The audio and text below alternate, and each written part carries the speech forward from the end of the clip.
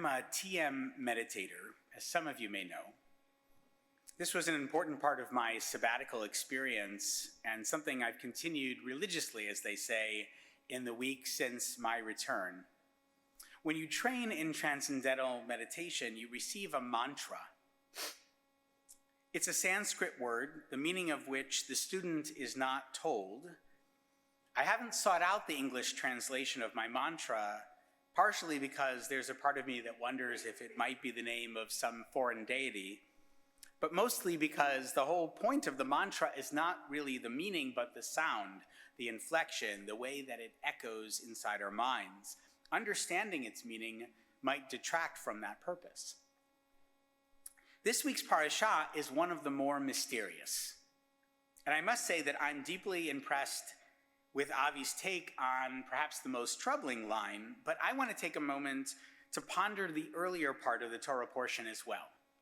Leviticus 16 is what we read on Yom Kippur, a day shrouded in mystery, in which the high priest goes into the Holy of Holies to purge the Israelite community of its sins.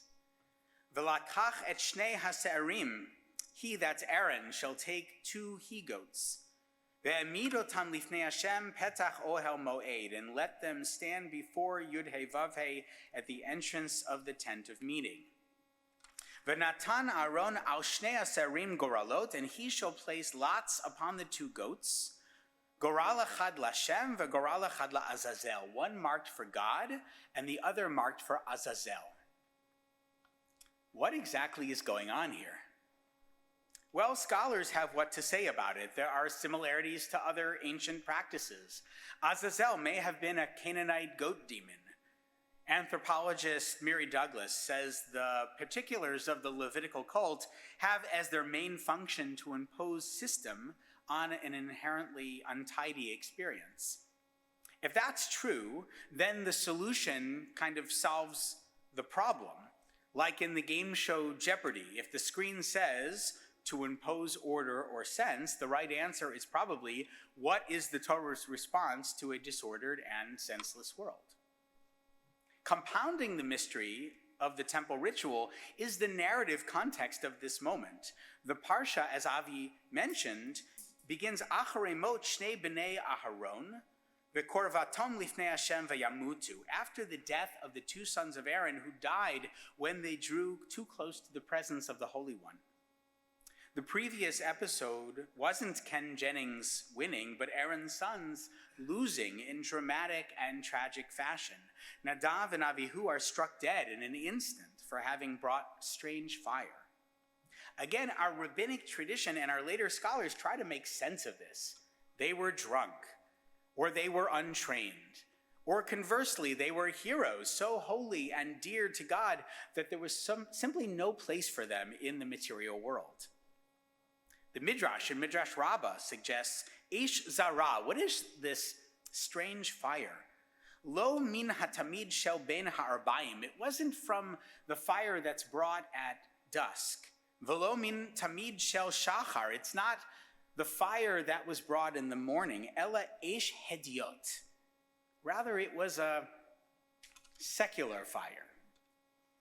Shene'emar eish zara, that is, the strange fire was actually strange because it was not holy. In other words, what they did wasn't holy, but it also wasn't bad. It wasn't morally indefensible. It was just ordinary. And ordinary acts don't belong in extraordinary settings. The Torah itself hints at, but doesn't really answer the question of what went wrong with Nadav and Avihu. God said to Moses, tell your brother Aaron that he is not to come bechol 8, at will, any time of year, into the shrine behind the curtain, in front of the cover that is upon the ark, lest he die, for I appear in the cloud over the cover. So maybe it's simply a timing issue. They forgot that it was alternate side parking, and they got towed, cosmically towed, if you will. To be sure, there are deep and important questions here about leadership, about suffering and loss, about the power of ritual. But I'm mostly struck by how inscrutable this whole thing is. The true meaning of Leviticus 16 may simply be that it is mysterious. And though every fiber of my post-Enlightenment consciousness pushes back against this, I think there's real value in that which we do not understand. Now, to be clear, I'm not talking about misunderstanding. Misunderstanding is the source of so much of this world's evil and suffering. There are assumptions that we make about our neighbors, about our friends, our lovers, let alone people that we've never met. We misunderstand how someone or someones spend their time, or maybe the trauma they might have endured. Even something as small as a gesture or a glance, misinterpreted, can be disastrous. Freddie Gray died because of a series of events that began with a glance. These are mysteries that, absent some measure of humility, can cause the worst kind of harm. So not the misunderstood, but the ununderstood. That which is simply not known. That's what I'm talking about here. And I want to say that I'm also not talking about the unknowable. There's actually a lot of mystery in this world that can be known, but is best left uninvestigated, uninterrogated, undiscovered. Miriam and I never found out the sex of either of our children before we had them because we wanted to preserve the surprise. But of course, we could have known. People go to magic shows not because we think what's being performed is actual magic, but because the entertainment of the trick brings us joy and a sense of escape from the stress or the doldrums of our daily lives. There are things in this world that are truly unknowable. One of them may be God. Or maybe God is more knowable than we think, as my teacher Elliot Dorff has claimed. But I'm less interested in God at this moment, than I am in the power of one of God's greatest gifts, the unknown. This isn't Shakespeare's undiscovered country. Mysteries like the afterlife that appear maybe totally beyond our grasp. I'm thinking more along the lines of Tennyson's Ulysses. Ulysses returns from a life of adventure to rattle around back home, and he finds that he is utterly miserable. I am a part of all that I've met, he says, and yet how dull it is to pause, to make an end, to rust unburnished, not to shine in use. Ulysses understands what it is to have the mystery of life sucked out of life, to strive, to seek, to find, and not to yield is a call not for understanding, really, but for discovery, which is to say, to experience all that makes us feel alive and connected. In other words, to have a sense of wonder. However, I don't want to suggest that most of life is better lived when we strive not to understand things.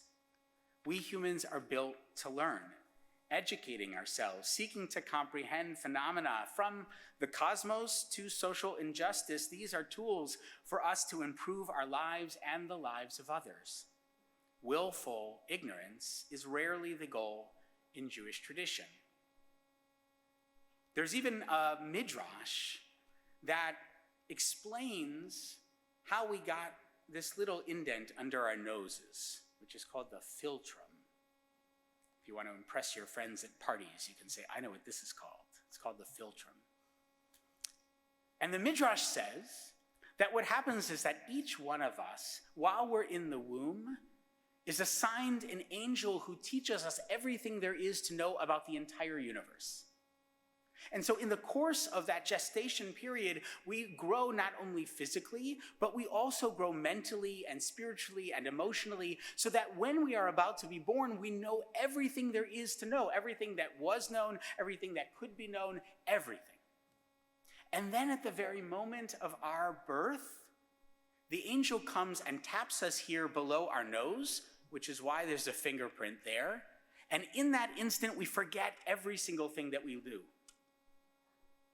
And we come into the world as a blank canvas, but we come into the world also thirsty for knowledge, because we have this need within us to reclaim that which somehow was once a part of us and has been taken from us.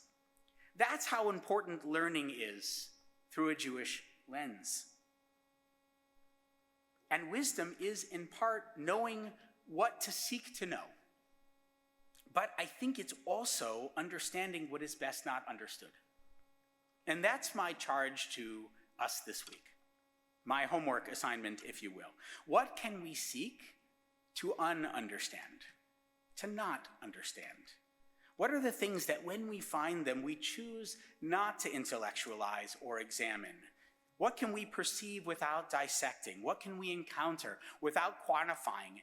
At any moment, we can Google the answer to so many questions, but what are the rare few that will, that should remain mysterious? In temple times, the Kohen Gadol, the high priest, would enter the Holy of Holies, the inner sanctum of the Mishkan, and then later the Beit HaMikdash, the temple itself. He alone could go, and only on Yom Kippur. The risks, as we've heard, were real. The Torah suggests that a misstep could mean his demise.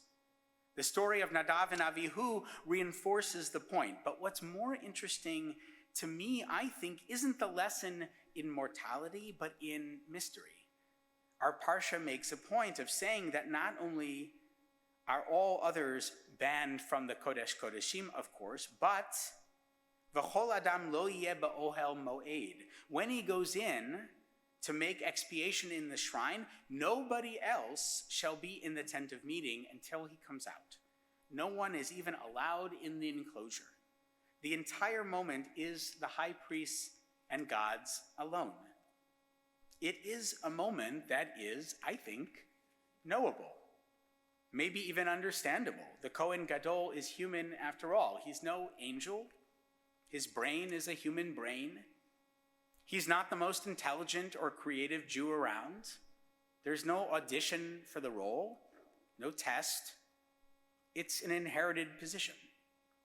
But because only he enters, the rest of us are left to wonder. The encounter is experienced by one, but imagined by everyone else. And I don't know about you, I find myself grateful to wonder about that, as I am grateful to wonder about so many things. Shabbat Shalom.